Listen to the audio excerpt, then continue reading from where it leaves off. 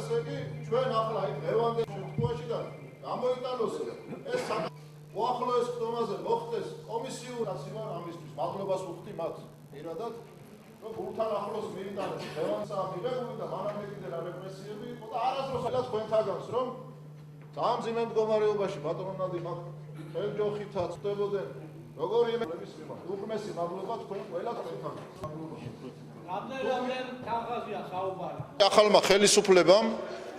გამოიჩინა კეთილი ნება და ახლა მედის განხილვა ამ საკანონმდებლო ინიციატივის რომელიც ახალგაზრდა იურისტებს აქვს შეტანილი განსახილველად იმიდან განსხვავებით კომპენსაციის თანხა განისაზღვრა იმ ახალი საკანონმდებლო ინიციატივით იქ ჩადებული არის 2000 ლარიდან 10000 ლარამდე იყო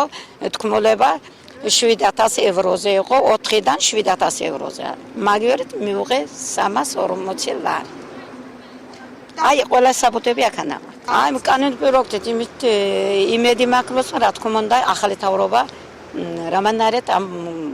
რეფერენდუმს ხალხს რომ დაეხმარება როგორც ჩვენ შევისწავლეთ